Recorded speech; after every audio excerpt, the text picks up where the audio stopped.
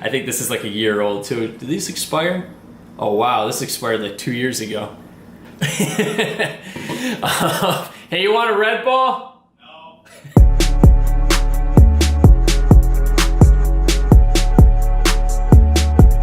What's up, guys? Here for episode 5. We're here for episode 5 by Optimize, where we're going to do a review of Modafinil. So, by popular demand from friends and online, I'm just going to do a review strictly of Provigil / Modafinil. You ever have one of those days where you wake up and you just think you need a little bit of caffeine, so you reach for a 16-ounce Red Bull, sugar-free? Well, many people by now have discovered Modafinil, and it's become very widespread. It's kind of like the new Adderall. Some people are saying this is nothing new, but I have experience with it, and it's something that I've taken on and off for several years now. I've been prescribed Provigil, and I don't take it as much right now. And I actually took some today, which I'll talk about in this experience. But it's so widespread now that it's like a new smart drug because it's so smooth and mellow. So I guess the best way to start this is to talk about, where I found it and how it came into my life and what I was looking for. So many years ago, I was being treated for ADHD, and I was on Adderall, and it was just like way too cracked out of a feeling all the time. I would take it in the morning, and I was just like wired.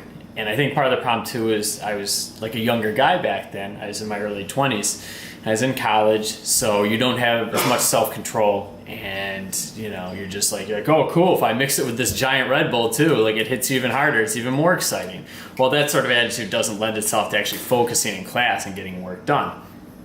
So a couple years down the line, I was talking to my doctor about it, and I don't know if Provigil just came out then or what exactly, but if it was totally new, but it was definitely coming onto the map. It was more popular then, and we talked about getting something that would be a little bit smoother and not such a rush like Adderall. So I was concerned, what it might be doing to my health, what it might do long term, and I wanted to take a break from it for at least a little while. So I got a script for Provigil, and I started at 200 milligrams a day, and I still remember the first day. I went to visit my parents, actually, and I was so wired that they were like terrified as to what was going on. And I felt uncomfortably wired. Like this was not what I expected. I expected it to be very smooth and gentle, and I couldn't deal with it. And I spent the entire day just like wired awake until the point where I was up all night. Like I went and hung out with friends later on. I think I went to bed at like 4 a.m. because I just couldn't sleep from it. And that was my first experience with it. So I tried it a few more times, and I was supposed to take 200 milligrams a day, which seems to be the common dose. And it was a similar experience. It lessened a little bit, it evened out a little bit, but I just wasn't a huge fan. So I just let that go for many years afterwards, until recently. A couple years ago, I decided to give it one more stab. And I know people are big on it, and I was like, there's got to be something better about it. So I tried it again. And now that there's generics and everything, it made it a lot more affordable too, which is pretty wonderful. So I tried it out, and it's better. I don't know if it's just because I got older or what. I don't know. Maybe I was still somewhat tolerant to it, but it just didn't hit me as hard this time. But it was, I got a lot of stuff done that day. Like I can't remember the first few days taking it. And then I started getting really tired, which is weird. So I noticed it was sort of backfiring on me. Like I would take it, and then 3 to 6 hours later, I'd start getting really tired. And I remember once I took it 3 days in a row, and I had to have a friend drive me home from my office, which wasn't a big deal. He was there already visiting, but I had to have him drive me home because I was just like barely keeping my head up. And it confused me so much. So I did a bunch of research on it, and I found out there are a few other people that had similar problems where they found that it was just making them way more tired than anything.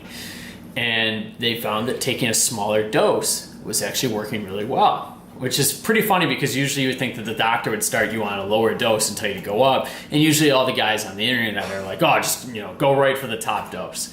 So I instead dropped my dose to 100 milligrams, and it still did it after a few days. I'd still get really tired. And then a few days, I gave it a couple weeks and tried again. and I dropped it to 50 milligrams. And lo and behold, I was able to make it an entire week where I was keeping stimulated, focused throughout the day, and having plenty of energy at night, and more or less. And it worked much better for me. So it was crazy. I totally figured out that less was more. Now I know there's some people that say they go down to even 25 milligrams. I'm sure there's some people who go even less. So that's, you know, if you're gonna try it, that's something to keep in mind. More isn't always better. But where it gets interesting again is that I had another issue with it, is that I was starting to get really irritable when I'd take it. And if anyone distracted me from my work, I would just get, you know, I'd blow up in their face and just tell them to screw off.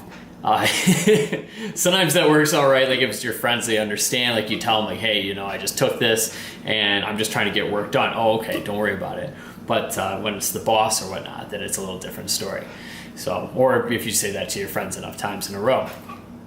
So that leads me to where we are today. And, you know, to kind of conclude the review with some of the most interesting and relevant information that I have. So this will be another video entirely as well, but not too long ago, I found a post online on the site Phoenix Rising, which I frequent due to an MTHFR mutation that I have per a DNA test. More on that in another video too. And after that, I found that I had the so-called warrior gene, which at first it sounds like the most exciting thing on earth. Like I told my friends this, I'm like, yo, I got the warrior gene. And they look it up and like, wow. At first, nobody believed it was actually me, but I thought it was pretty awesome. Like, you know, you could put that in like all your online profiles. Like, wow, I got the warrior gene. Okay, I haven't done that, but anyways, so I didn't realize there was a connection there until I started taking methylfolate and realized I didn't do well with it. Like it would just make me really angry every time. And so someone on Phoenix Rising, this guy said that he discovered taking vitamin B2, riboflavin, helps basically, that you need that for MAOA to work properly and to break down neurotransmitters. So I've been doing that for, I'd say a little over a month now, and it's been, excuse me, it's been one of the most wondrous times in my life. I've been very calm, very collected, and I'm thrilled about it. I don't feel sedated. I don't feel, you know, toned down too much or anything like that, knocked down or anything, but just I feel the way I'd like to feel, where, you know, if somebody says something that's a little bit snappy towards me, I don't get angry. I can think clearly and come up with a solution. So things started going better with folate, and then I decided again to try modafinil. So modafinil always tended to do this more to me than our modafinil, Provigil, which doesn't create this effect as much for me. And I finally tried it again today, actually, and I didn't have it. There's barely been an issue. It's been much more subdued. So what I'm saying is that you'd be amazed if you take modafinil and it makes you irritable or anything, or if you're getting side effects, there might be another reason for it. My case that I found taking a lower dose, taking 50 milligrams a day, did wonders. I found that taking vitamin B2, specifically coenzymated B2, every day for the past couple months, or month and a half or so, has made a huge difference in how I handle it. It's not as much of a rush. It doesn't feel unnatural. I just felt wide awake most of the day.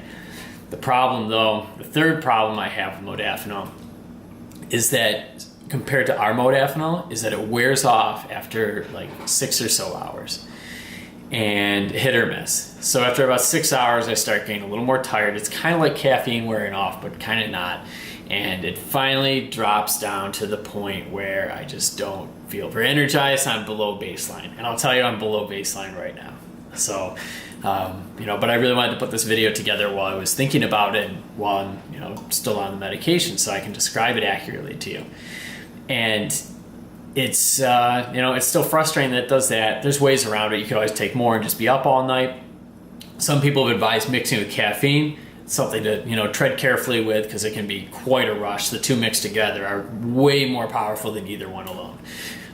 You know, my friend saw me pull this out. He's a big Red Bull drinker, and he got really excited when I got especially a 16-ounce Red Bull out. Like he thought, you know, the party's on, but no, this is going back in the fridge. I think this is like a year old too. Did these expire? Oh wow, this expired like 2 years ago. Hey, you want a Red Bull? No. I can't trick anyone into drinking expired Red Bull. I wonder, anyways. So, but the point is that it still wears off after a while. But it's, you know, if you try modafinil and it doesn't work quite right for you, it's something that definitely takes a little bit of work to get it right. It's not just to take it and like, it's not like Advil or something where it either works or it doesn't work for most people, where it's very cut and dry, very simple like that. It tends to be more of a, you know, there might be some tuning required. When I was taking 200 milligrams, it was just way too much. 100 was way too much. You know, some people online are saying they take like 800. I don't know how or why. I think that's like the upper limit where they tested before people started having like some serious health issues. But less was definitely more, and I know I'm not alone in that. So keep that in mind. I mean, if you have experience too where it's making you really irritable, then you might be interested in the vitamin B2 thing, which I'm definitely going to cover in at least one other video because that's been truly life-changing to me. So look forward to that. If you're watching this now, then that video should be coming out within probably a couple weeks. I'd really like to do that one and go over vitamin B2. So that's my review of modafinil, strictly modafinil, not covering our modafinil or anything else. And I hope it helps you. You know, I hope it helps you make an educated decision on whether you want to take it or not. At the end of the day, the best solution is always to try it and, you know, start low and go slow with it. That said, any questions, any thoughts? You want to share your experience? Leave them in the comments. Hit subscribe, and we'll see you in the next video.